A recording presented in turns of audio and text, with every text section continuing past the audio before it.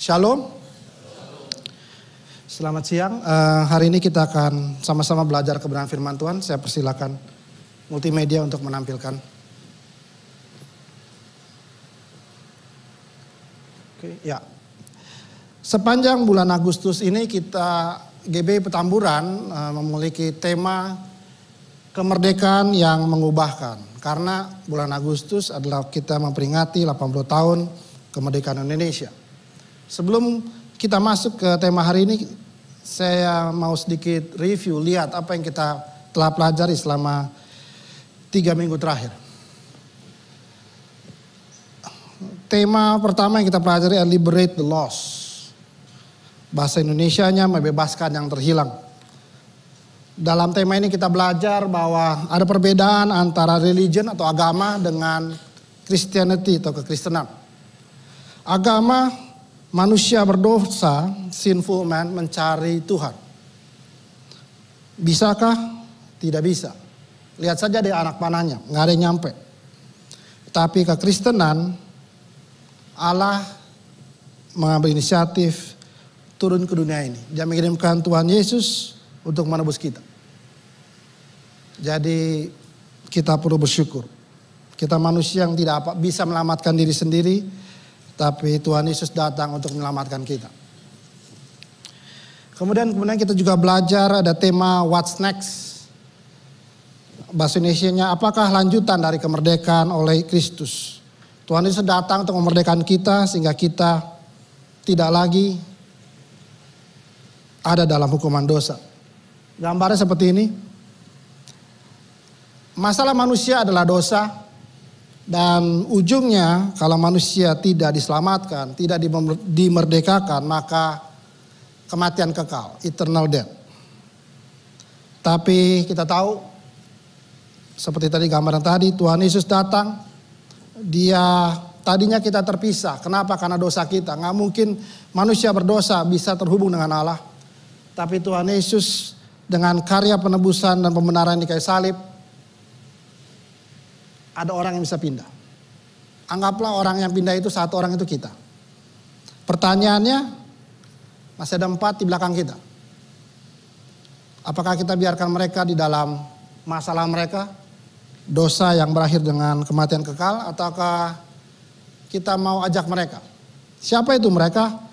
Bisa saja salah satu dari anggota keluarga kita, teman di kampus, teman di tempat kerja, teman usaha. Idealnya seperti ini, dari 4 ya kita bisa bawa 2 lah ya. Itu tugas teman-teman, Bapak Ibu saudara sekalian.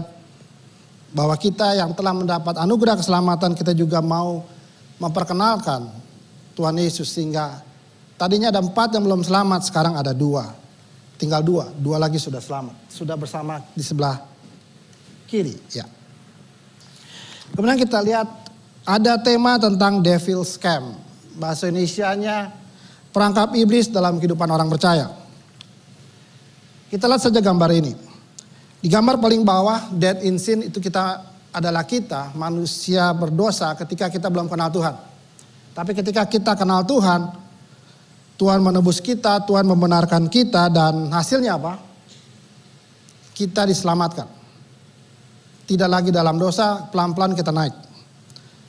Saya yakin Bapak Ibu semua sudah mengalami titik itu, pertobatan, dibenarkan Tuhan, telah memberikan diri untuk dibaptis. Lanjutnya apa? Itu adalah pengudusan atau sanctification. Kenapa garisnya naik turun? Karena di dalam pembenaran, hukuman dosa kita sudah diputuskan. Kita tidak akan lagi menerima hukuman dosa. Tapi di dalam proses pengudusan atau sanctification, kita masih hidup dalam dunia yang banyak pengaruhnya. Salah satunya pengaruh kuasa dosa. Nah, devil scam itu yang membuat kita naik turun. Ya. Ada sedikit gambaran biar cepat saja. Bahwa di masa lalu ketika kita pertama kali kenal Tuhan, itu kita mengalami pembenaran atau bahasa Inggrisnya justification. Pemutusan hukuman dosa. Tidak ada lagi hukuman dosa atas kita, kemana kekal.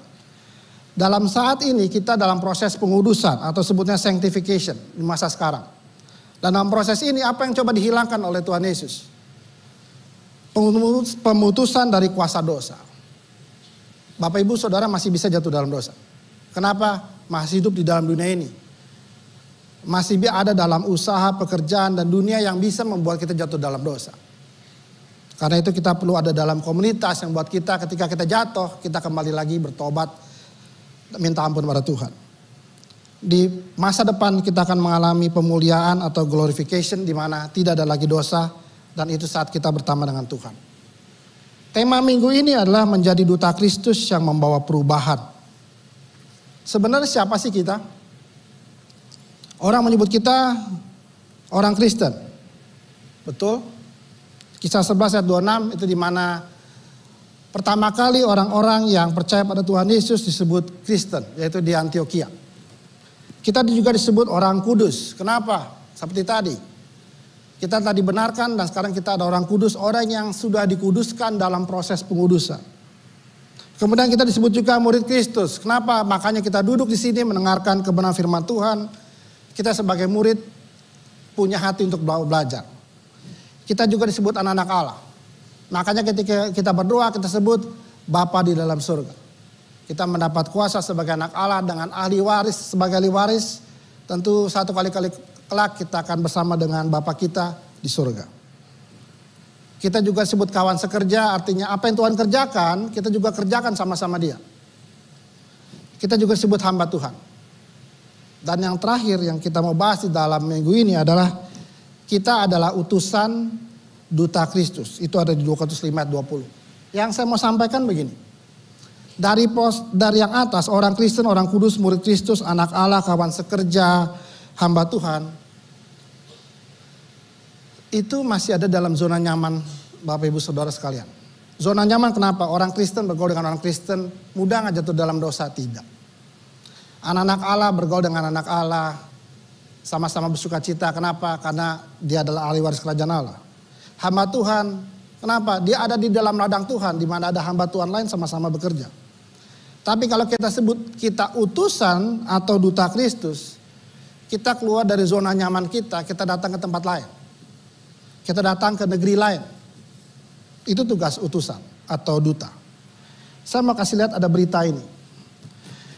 Di dalam BBC News dikatakan operasi senyap di balik pemulangan lebih dari 500 warga negara Indonesia terduga korban penipuan online di Myanmar. Kira-kira operasi senyap itu siapa yang lakukan? Pasti adalah bagian dari kedutaan besar Republik Indonesia yang ada di Myanmar, bisa kerjasama dengan KBRI di Vietnam, Thailand, negara berdekatan. Bisa juga melibatkan dengan atase militer yang punya hubungan dengan militer sehingga bisa dipulangkan 500 orang yang tadinya terkurung di Myanmar. Itulah tugas utusan atau duta dari negara Indonesia di negara lain. Nggak usah lihat Myanmar, berita berikutnya. Ada TKI di Malaysia disiksa, luka sayat dan bakar di sekujur tubuh. Mengapa kekerasan berulang? Tugas siapa melindungi warga negara Indonesia di negara lain? Kedutaan Besar Republik Indonesia. Kedutaan Besar Republik Indonesia isinya apa? Utusan atau duta. Itu tugas. Jadi nggak gampang ya. Jadi mereka harus ada di negara lain membela negara Indonesia. Nah sekarang kita masuk skup yang lebih rohani. Siapa utusan Kristus? Utusan adalah seorang yang dikirim sebagai perwakilan, wakil, atau bahasa Inggrisnya representatif, resmi dari sebuah pemerintahan. Utusan Duta Besar Indonesia berarti pemerintah Indonesia. Kalau misalnya dari utusan atau duta dari Inggris, otomatis dia berasal dari kerajaan Inggris. Kebetulan kita adalah utusan dan duta Kristus, maka kita datang dari kerajaan Allah. Dengan otoritas tertentu. Di dalam Yohanes 20 ayat 21 dikatakan begini, sama seperti Allah Bapa mengutus aku di sini Tuhan Yesus, sekarang aku Tuhan Yesus Kristus juga mengutus kamu, yaitu kita. Tuhan Yesus mengutus kita untuk menjadi utusan Kristus. Di mana? Ya di dunia ini, di tengah lingkungan kita. 2 Korintus 5 ayat 20a berkata, kami ini utusan Kristus. Filipi 3:20 berkata, kewargaan kita terdapat di dalam surga. Maka itu kita disebut utusan Kristus yang datang dari surga. Saya mau sampaikan ke Bapak Ibu bahwa Bapak Ibu mungkin saat ini saya warga negara Indonesia. Saya mau sampaikan bahwa Bapak Ibu adalah memiliki kewarganegaraan ganda. Kewarganegaraan ganda artinya seseorang yang memiliki dua kewarganegaraan dari dua negara yang berbeda pada saat yang bersamaan. Apa yang bisa membuat seorang memiliki kewarganegaraan ganda?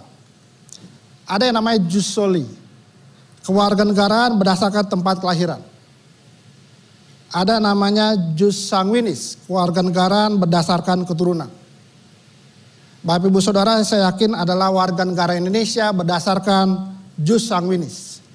Kenapa? Orang tua Bapak Ibu Saudara adalah orang Indonesia, makanya Bapak Ibu dapat kewarganegaraan Indonesia. Tapi saya mau sampaikan di sini, saat ini bahwa Bapak Ibu adalah secara jus soli, Bapak Ibu adalah kewarganegaraan surga. Kenapa? Bapak Ibu udah lahir baru kan? Ada roh yang membuat Bapak Ibu lahir baru. Meninggalkan manusia lama dan manusia baru. Jadi kita punya dua kewarganegaraan. Warga negara Indonesia dan warga negara kerajaan Allah. Kita diutus Allah untuk ada di Indonesia kebetulan saat ini. Dan jadi kalau Bapak Ibu pernah hadir dalam ibadah doa. Mengapa kita berdoa buat pemimpin negara kita? Mengapa kita berdoa buat segala permasalahan di negara kita? Karena kita warga negara Indonesia. Tapi karena kita punya dua kewarganegaraan, maka kita punya tugas tambahan. Menjalankan misi Allah, apa yang Allah ingin lakukan dengan negara kita. Dan untuk menjadi seorang utusan dan duta itu nggak gampang-gampang. Kalau Bapak Ibu mendapat kesempatan kemudian menjadi duta besar, paling gampang lah duta besar Singapura. Minimal Bapak Ibu mesti apa? Minimal bisa bahasa Inggris. Kenapa? Nanti ngomong sama orang Singapura gimana? Kalau misalnya Bapak Ibu dapat kesempatan menjadi utusan atau duta buat misalnya lah buat negara Cina, otomatis utusan dutanya minimal bisa lah bahasa Cina. Kalau enggak bagaimana kita datang dari Indonesia mau ngomong dengan negara sana kalau kita menggunakan bahasa Indonesia saja. Jadi setiap utusan pasti punya kelengkapannya. Pertama, kalau dalam sebagai utusan Kristus, apa kelengkapan kita? Tadi saya sampaikan, utusan Kristus, utusan kerajaan Allah, kita bicara adalah kerajaan roh. Maka kita harus menghasilkan buah roh. Itu adalah ciri-ciri dari warga kerajaan surga, dia memiliki buah roh. Roma 8 ayat 2. Roh memberi hidup Roh memberi hidup telah memerdekakan kamu. Jadi ketika kita merdeka dari dosa, itu roh yang memberikan. Kita bisa tidak lagi berbuat dosa karena Roh Kudus yang membuat kita jangan berbuat dosa lagi. Hiduplah oleh roh di Galatia 5 ayat 16. Hiduplah oleh roh. Galatia 5 ayat 25 berkata hidup oleh roh berarti kita juga dipimpin oleh roh. Dan kalau kita dipimpin oleh roh maka kita mesti menghasilkan buah roh. Ada kasih, sukacita, damai sejahtera, kesabaran, kemurahan, kebaikan, kesetiaan, kelemah lembutan dan penguasaan diri. Kalau Bapak lihat bahwa kita nggak pernah bilang buah-buah roh. Kita selalu bilang buah roh. Artinya sesuatu yang tunggal. Kalau lihat, ini agak ketutup, itu ada gambar buah jeruk. Mungkin bisa ditampilkan buah jeruknya. Nah, buah jeruk kita kan bilang buah jeruk. Tapi buah jeruk itu punya berapa bagian kan? Nggak mungkin kita buka kemudian cuma satu helai saja kan? Pasti ada beberapa. Nah, begitu juga buah roh. Kalau kita memiliki buah roh, kita harus punya 9-9-nya.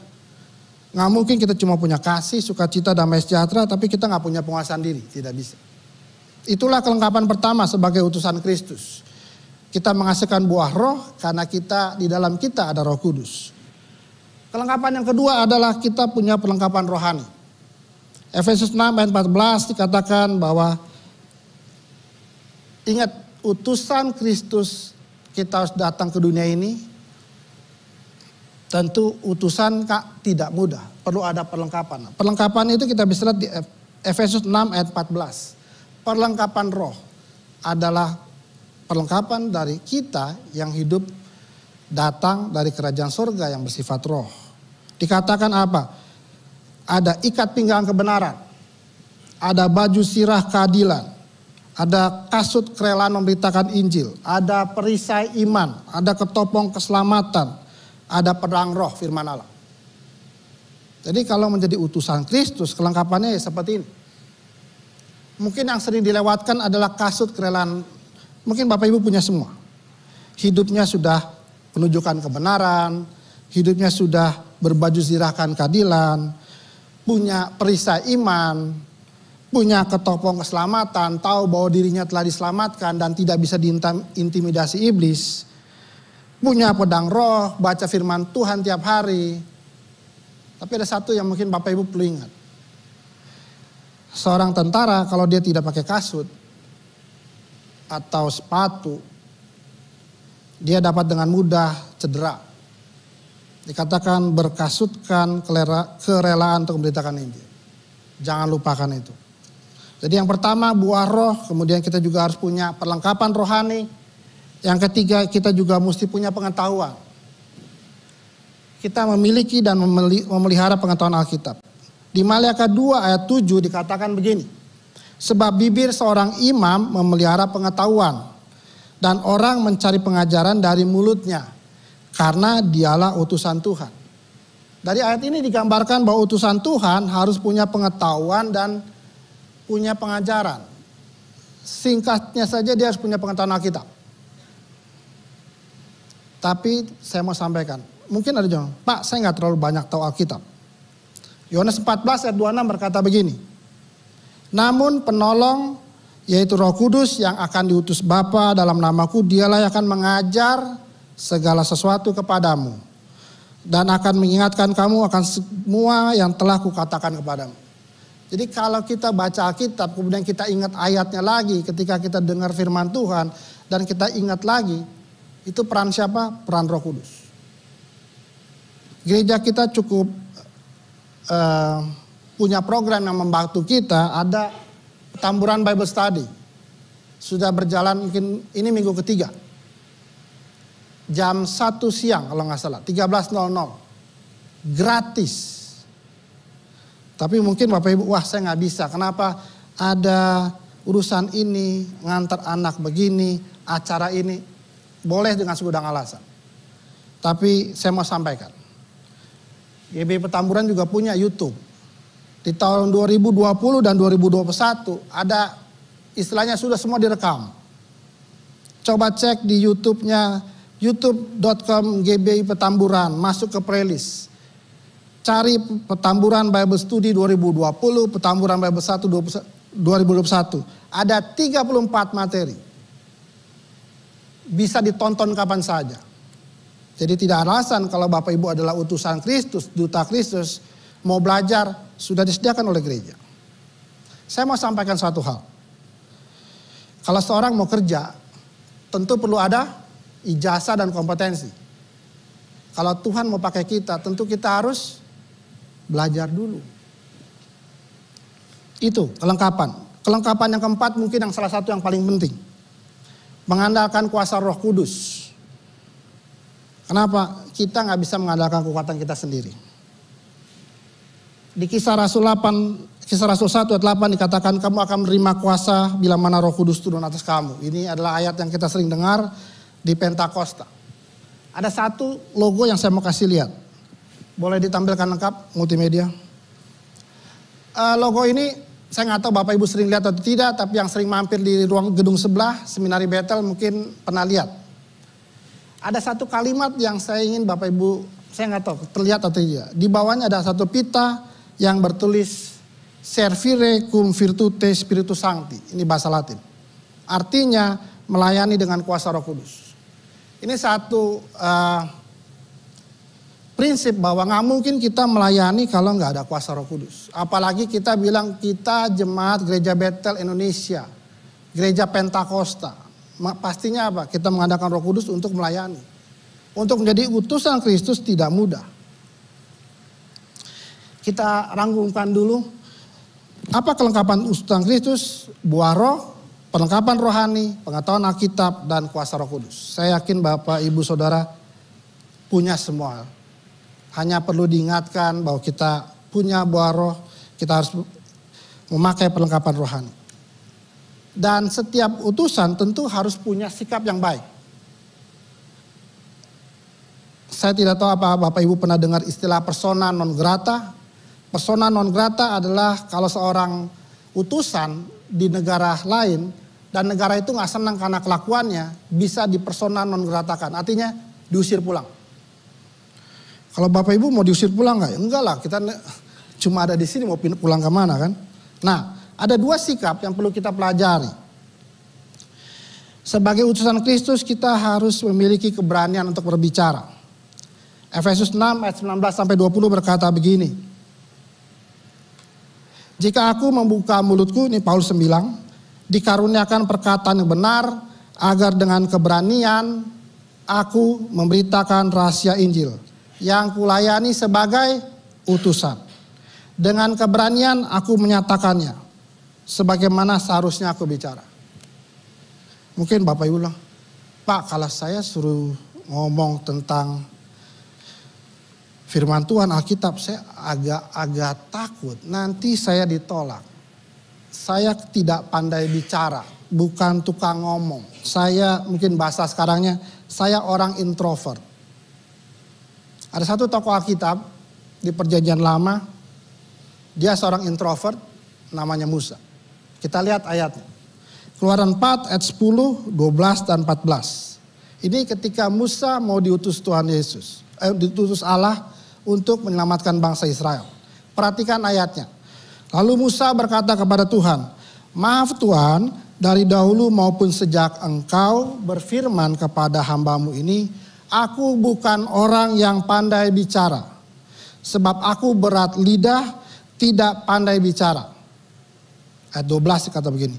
Oleh sebab itu, aku akan menolong lidahmu berbicara dan mengajarkan apa yang harus kau katakan.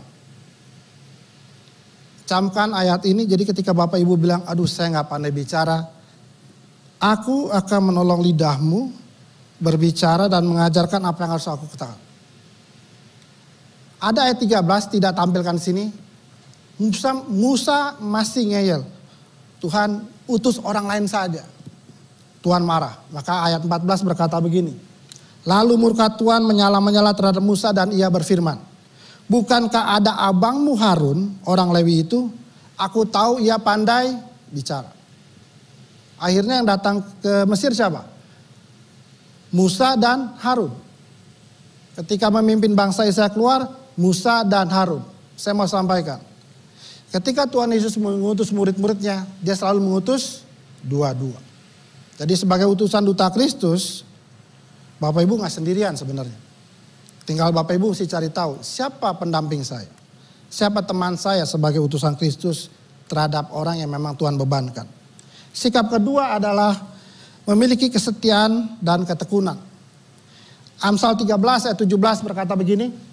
Utusan yang fasik atau yang jahat akan menjerumuskan orang ke dalam celaka.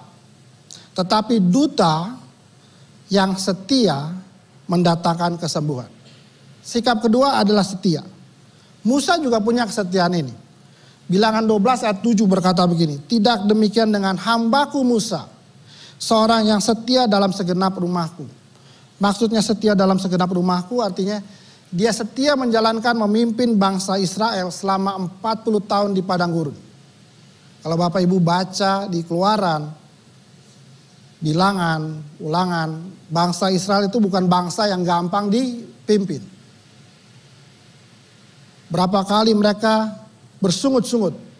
Bahkan mau mengganti Musa dengan pemimpin lain. Mau balik lagi ke Mesir. Bayangin udah capek-capek Tuhan kasih 10 tulah. Untuk bebaskan mereka, mereka mau balik lagi. Tapi Musa punya kesetiaan dan ketekunan untuk memimpin bangsa mereka. Balik lagi, Musa sanggup kenapa? Roh Allah hinggap ke dalam dia. Jadi kita bisa lihat, ada dua sikap sebagai utusan. Yang pertama milik keberanian untuk berbicara. Kalau bilang, waduh saya gak pandai bicara, Tuhan akan berikan kemampuan. Wah saya takut sendirian, Tuhan kirimkan selalu berdua-dua. Dan yang penting kita setia dengan apa yang Tuhan percayakan pada kita. Nah di bagian terakhir kita lihat apa sebenarnya tugas utusan Kristus. Yang pertama menjadi surat Kristus yang dikenal dan dibaca orang. 2 Korintus 3 ayat 2-3 berkata begini, kamulah surat kami yang tertulis dalam hati kami, yang dikenal dan dibaca oleh semua orang. Sebab telah ternyata bahwa kamulah surat Kristus yang ditulis oleh pelayanan kami, ditulis bukan dengan tinta tetapi dengan roh dari Allah yang hidup, bukan pada loh-loh batu melainkan pada loh-loh daging di dalam hati manusia. Jadi Bapak Ibu adalah disebut surat Kristus. Surat, mungkin kalau ini karena Alkitab, kita tahu surat, surat itu secari kertas yang dimasukin amplop lewat pos. Surat sudah melalui berbagai perkembangan. Surat bisa juga dalam bentuk elektronik, makanya email. Surat bisa juga dalam bentuk surat kabar. Sekarang surat kabar bukan cuma surat kabar yang harus dibuka pakai kertas besar, tapi juga ada juga di online. Itulah jati diri Bapak Ibu. Surat Kristus yang dikenal dan dibaca orang. Problemnya adalah apakah ketika dikenal dan dibaca orang, Bapak Ibu benar-benar menggambarkan Kristus atau tidak. Beberapa waktu lalu, belum lama lah, seminggu ini, BBC News berkata, Immanuel Ebenezer dipecat setelah jadi tersangka kasus pemerasan pengurusan sertifikat K3, diduga menerima uang 3 miliar. Apa perannya? Bapak Ibu tahu Immanuel itu apa? Allah beserta kita. Ebenezer itu apa? Sampai di sini Allah menolong kita. Pasti orang Kristen ya? Pasti. Nggak bikin malu. Bikin malu. Apakah ini surat Kristus? Saya yakin dia bukan surat Kristus. Saya mau kasih contoh berbalikannya ya. Kenapa dia bisa jatuh seperti ini? Ada 4 tak yang saya tahu yang bisa menjatuhkan manusia. Yang pertama tahta, kekuasaan, dia udah lewat. Kenapa? Udah jadi wamen, wakil menteri. Kemungkinan dia jatuh karena yang kedua. Harta, keuangan. Dia nggak puas dengan apa yang dia dapat. Ada juga tak lain yang bisa menjatuhkan cinta. Kita bisa jatuh karena apa? Karena jatuh cinta saudara pria atau wanita lain yang tidak seiman. Sehingga akhirnya kita jadi mualaf. Atau 4 kata. Lisan atau tulisan. Kok kata bisa menjatuhkan? Bisa. Ketika kita ngomong sembarangan. Ketika kita menaruh tulisan atau status yang menandakan bahwa kita bukan orang Kristen. Hati-hati status saudara di WhatsApp, Facebook, TikTok, Instagram, apapun itu. Orang kami lihat, ini kok orang Kristen statusnya seperti ini. Itu tugas pertama. Jadilah surat Kristus yang dikenal, yang dibaca orang, dan dia tahu bahwa Tuhan apa? Tuhan bawa damai. Tuhan bawa kebenaran. Tuhan menunjukkan keadilan. Kita belajar dari ini. Ya. Jadi jangan, ini contoh yang jelek. Kita lihat tugas yang kedua. Tugas yang kedua adalah membawa damai dari Allah. 2 Korintus 5 ayat 20, ayat yang sama tadi dikatakan, kami ini utusan-utusan Kristus, dalam nama Kristus kami meminta kepadamu berilah dirimu didamaikan oleh Allah. Maksudnya berikan didamaikan artinya begini. Kalau tadi Bapak Ibu lihat ada gambar 2 jurang, itu tanda bahwa kita terpisah oleh Allah. Yang berdosa tidak mungkin berkenal dengan Allah. Tapi karena Yesus Kristus ada, maka kita bisa terhubung. Kita bisa pindah, itu yang sebutnya diperdamaikan dengan Allah. Matius 5 ayat 9 berkata begini. Berbagailah orang yang membawa damai, karena mereka lah yang punya kerajaan surga. Itu TB2. Kalau TB1 bilang, karena mereka disebut anak-anak Allah. Sebagai utusan Kristus, kita harus membawa damai buat orang lain. Kalau di dalam lingkungan kita, kenalan kita, rekan kita, ada yang punya masalah. Dia merasa tertekan, dia merasa khawatir, dia punya kecemasan dengan segala macam permasalahan dunia ini. Jawabannya apa? Dia perlu damai Kristus, damai sejahtera dari Allah. Kenapa kita bisa bawa damai? Ingat tadi yang nomor 2 di buah roh, kasih, damai sejahtera dan sukacita. Kita punya damai sejahtera karena Roh Kudus dalam kita. Nah yang itu yang kita harus bawa ke orang lain. Banyak orang yang punya permasalahan sampai dia nggak ada damai. Tapi saya sampaikan, damai tidak datang dari apa yang kita miliki. Damai datang dari Allah. Itu kita bisa sampaikan sebagai utusan Kristus. Tugas ketiga adalah utusan Kristus memberitakan rahasia Injil. Efesus 6 ayat 19 sampai 20a berkata begini. Jika aku membuka mulutku dikaruniakan perkataan yang benar, agar dengan keberanian aku memberitakan rahasia Injil yang kulayani sebagai utusan yang dipenjarakan. Utusan harus memberitakan rahasia Injil. Apa itu Injil sebenarnya? Roma 1 ayat 16b berkata begini. Injil adalah kekuatan Allah yang menyelamatkan setiap orang yang percaya. Pertama orang-orang Yahudi, tetapi juga orang Yunani. Jadi dari Injil ini, Allah bisa merubah, menyelamatkan orang lain. Mungkin lebih detailnya kita lihat di Lukas 4 ayat 18 sampai 19. Ini perkataan ketika Tuhan Yesus ada di Nazaret. Lukas 4 ayat 18 sampai 19 berkata gini, Roh Tuhan ada padaku karena ia telah mengurapi aku untuk menyampaikan kabar baik kepada orang-orang miskin. Ia mengutus aku untuk memberitakan pembebasan kepada orang-orang tawanan, penglihatan bagi orang-orang buta, membebaskan orang-orang yang tertindas, untuk memberitakan tahun rahmat Tuhan. Ketika Bapak Ibu Saudara menjadi utusan Kristus yang memberitakan rahasia Injil, artinya Bapak Ibu menyampaikan berita pembebasan. Banyak orang yang terikat dengan hutang, terikat dengan masalah. Bapak Ibu bisa jadi solusinya. Bapak Ibu itu bisa, boleh dikata, menjadi perantaran kasih Allah. Sehingga orang di sekitar kita yang terikat, terkungkung oleh masalah bisa dibebaskan. Atau ada di sekitar kita yang memiliki masalah penglihatan. Ini nggak bicara cuma penglihatan jasmani, maksudnya penglihatan rohani. Ketika dia tidak bisa lihat masa depan, di dalam hatinya sudah ada keinginan untuk bunuh diri. Di dalam hatinya udah keinginan, Tuhan nggak tolong saya pengen, udah nggak usah ke gereja lagi. Bapak Ibu sebagai utusan Kristus bisa menyampaikan, buka mata rohani bahwa Tuhan masih ada, Tuhan masih bekerja.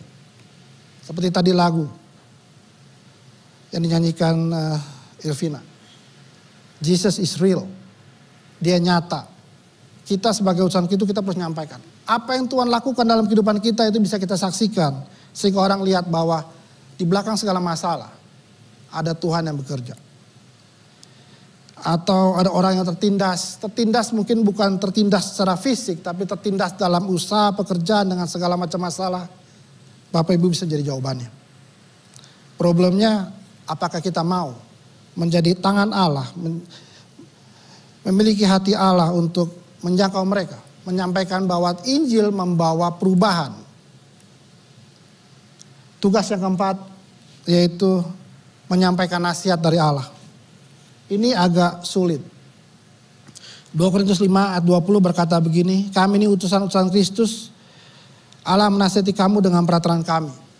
Maliaka 2:7 berkata gini, bibir seorang imam memelihara pengetahuan dan orang mencari pengajaran dari mulutnya, mulut imam. Karena imam dialah utusan Kristus. Bagaimana kita bisa menyampaikan nasihat dari Allah? Kadang-kadang kita sendiri butuh nasihat.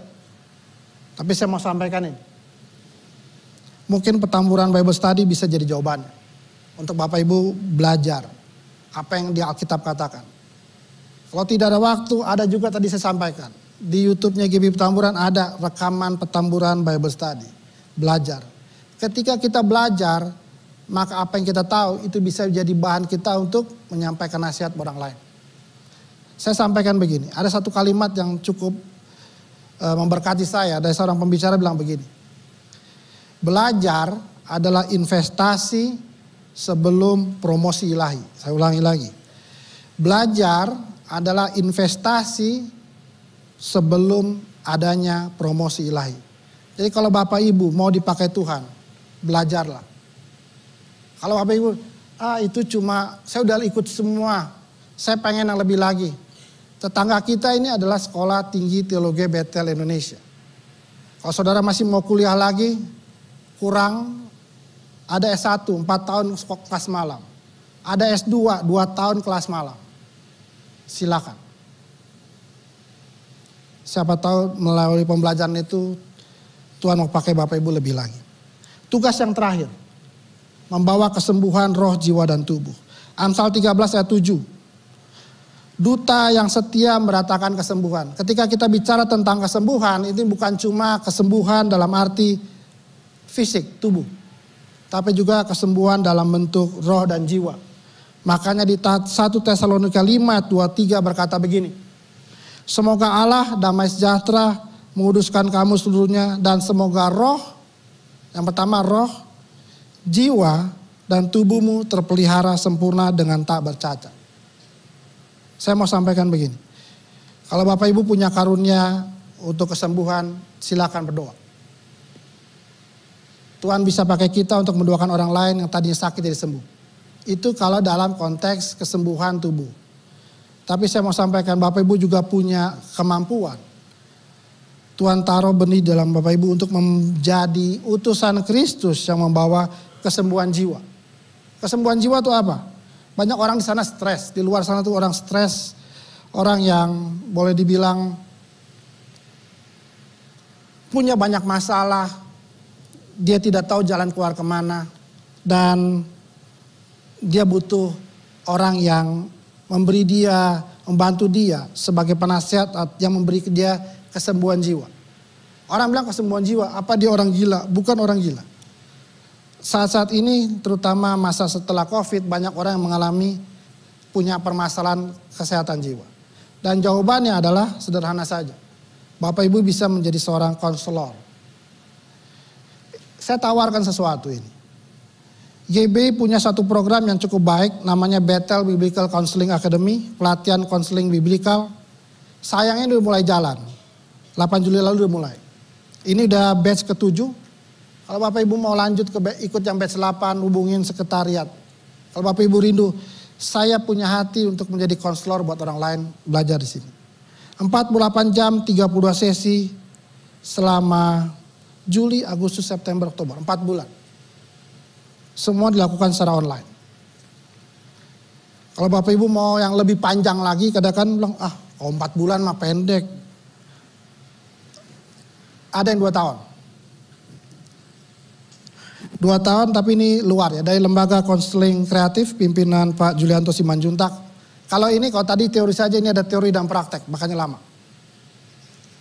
Dan siapa tahu melalui kesempatan ini Bapak Ibu bisa jadi konselor. Konselor itu dibutuhkan sekarang, makanya kenapa banyak orang mau jadi psikiater, psikolog, ya karena banyak masalah. Itu dari sisi akademik, tapi dari gereja Bapak Ibu bisa jadi konselor. Saya simpulkan semuanya bahwa tugas seorang utusan atau duta Kristus adalah menjadi surat Kristus yang dikenal dan dibaca orang. Ini tugas yang paling gampang. Caranya, jagalah kekudusan. Hindari 4 tak tadi. Tahta, harta, cinta, dan kata. Jangan sampai 4 tak tadi itu membuat Bapak Ibu menjadi surat Kristus yang coreng. Kita juga bisa membawa damai. Kita juga bisa memberitakan rahasia Injil, di mana Injil itu membawa perubahan bagi orang yang tertindas, orang yang terkukung. Kita juga bisa menyampaikan nasihat dari Allah yang kita dapat ketika kita baca firman Tuhan. Di dalam buletin gereja ini selalu ada renungan. Renungan ini sebenarnya bisa menjadi pembelajaran buat Bapak Ibu sekalian untuk menyampaikan lagi ke orang lain. Nasihat dari Allah buat orang lain yang membutuhkan nasihat. Atau Bapak Ibu rindu menjadi jawaban yang memberikan kesembuhan roh, jiwa, dan tubuh. Belajarlah. Karena belajar adalah investasi untuk promosi ilahi. Kalau Bapak Ibu Saudara mau dipakai Tuhan lebih lagi, belajar. Sebagai penutup, kita akan membacakan 3 kalimat komitmen. Mari saya undang Bapak Ibu Saudara sekalian untuk bangkit berdiri. Kita bangkit berdiri. Saya rindu Bapak Ibu sekalian membaca 3 kalimat ini sama-sama. Mari, 1, 2, 3. Saya adalah surat Kristus yang dikenal dan dibaca oleh semua orang. Saya adalah utusan Kristus yang membawa damai dari Allah. Saya adalah duta Kristus yang membawa kabar baik, yaitu pembebasan, pemulihan, dan pengharapan. Kita akan menyanyikan lagu Berikan Ku Hati Seperti Hatimu. Biarlah lagu ini menjadi ungkapan hati Bapak Ibu Saudara sekalian yang menjadi utusan Kristus.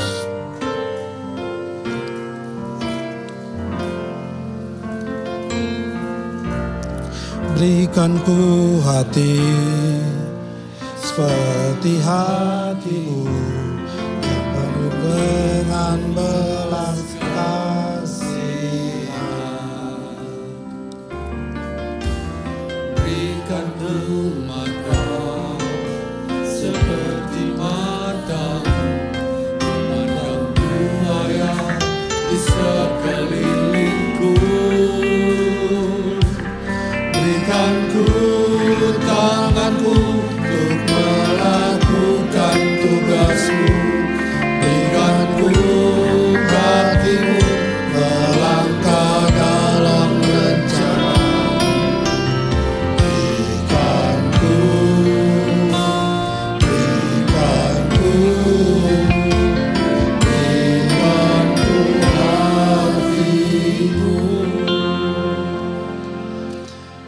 Bapa dalam surga, hari ini kami telah belajar bahwa kami adalah duta Kristus, utusan Kristus. Kami adalah surat Kristus yang terbuka. Bapa, ampuni kami kalau sampai saat ini kadang-kadang kami menjadi surat Kristus yang mencoreng. Ampuni kalau kami jatuh karena empata, harta, tahta, cinta atau kata. Ampuni kami Tuhan, pulihkan kami. Supaya kami bisa menjadi surat Kristus yang memperkenalkan-Mu kepada dunia. Bahwa Engkaulah keselamatan. Engkaulah yang membawa perubahan. Tuhan Yesus, siang hari ini kami juga mau mengambil suatu komitmen. Kami mau menjadi utusan dan duta Kristus yang membawa damai. Ketika dunia banyak masalah. Dunia dengan segala macam problemanya. Dan kami tahu jawabannya adalah damai sejahtera dari Allah. Pakai kami. Taruh dalam hati kami, hati-Mu Tuhan. Supaya kami punya belas kasihan untuk menyampaikan damai sejahtera-Mu kepada orang lain. Kami juga mau membawa berita Injil itu. Di mana ada pemulihan, ada pengharapan, ada pembebasan. Banyak sekitar kami yang mungkin punya banyak masalah. Kami mau belajar Tuhan. Kami mau gunakan semua boroh kami, perlengkapan rohani kami. Sehingga kami bisa menolong orang lain. Sehingga bukan cuma kami saja yang ada di sisi kiri. Bukan cuma kami saja yang selamat. Tapi segenap keluarga kami, teman-teman kami di kampus, di tempat usaha, tempat kerja. Mereka juga bisa kenal-Mu melalui kami. Roh Kudus, bertatalah dalam kehidupan kami. Berikan kami hati-Mu. Berikan kami kemampuan untuk berbicara. Seperti Musa dengan kekuatan dari-Mu. Dia bisa membawa bangsa Israel terbebas. Kami juga mau sebagai utusan Kristus membawa rekan-rekan kami yang belum mengenal-Mu semakin mengenal-Mu. Atau rekan-rekan kami yang banyak dalam masalah tapi mengalami pemulihan. Karena Roh Kudus saja yang memimpin kami. Terima kasih Roh Kudus untuk semua karya-Mu dalam kehidupan kami. Hamba-Mu berhenti berbicara tapi Roh Kudus ingatkan semua firman Tuhan ini. Biarlah ini menjadi rema, menjadi pesan pribadi yang akan kami mulai lakukan siang ini atau mulai hari Senin dimanapun kami berada. Kami menjadi surat Kristus, utusan Kristus, duta Kristus yang bawa perubahan bagi sekitar kami. Terima kasih. Dalam nama Tuhan Yesus kami berdoa. Amin.